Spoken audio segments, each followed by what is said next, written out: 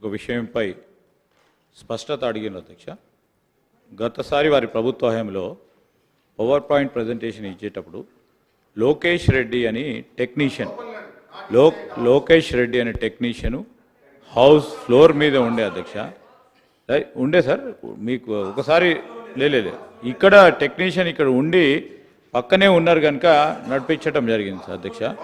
ఈరోజు నేను కూడా మీ అనుమతితోనే టెక్నీషియన్ని కూడా అలౌ చేయడం జరిగింది. స్పీకర్ పర్మిషన్ ఉంటే honourable speaker has every right to allow or disallow any member who would be required in the proceedings of the house. Minister garu sir, Speaker sir, 1 minute sir.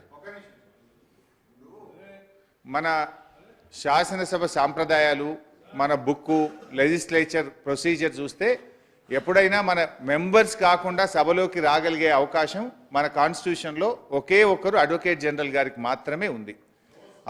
On the request of the speaker government only advocate general గారు వచ్చి ఈ శాసనసభలో opinion ఇవ్వడానికి శాసనసభలో వారికి ప్రత్యేకంగా ఒక స్థానం కేటాయించబడి ఉంటుంది. కానీ నేను 25 ఏళ్ళుగా ఈ సభలో 20 ఏళ్ళుగా ఉన్నాం. అంతకుముందు కూడా మేము చూసాం అధ్యక్ష. ఏ రోజు కూడా ఒక టెక్నీషియన్ను నాన్ మెంబర్ను ఈ సభలోకి అలో చేసిన చరిత్ర లేదు అధ్యక్ష. దయచేసి కొత్త సాంప్రదాయాలు తేవద్దు. మంత్రి గారిని చేయమనండి ప్రజెంటేషను. ఆ రోజు కేసీఆర్ గారు చేసినప్పుడు కూడా టెక్నీషియన్ లోపల సభలో లేడు, కేసీఆర్ గారే స్వయంగా చేశారు అధ్యక్ష. దయచేసి ఇప్పటికైనా ఈ రకమైనటువంటి రేపు ఎవరిని బట్టి వాళ్ళనే సభలోకి తెస్తాం అధ్యక్ష. ఇదేమైనా పద్ధతి? ఇది ఎవరిని బట్టి వాళ్ళని సభలోకి తెచ్చి కూర్చోబెడితే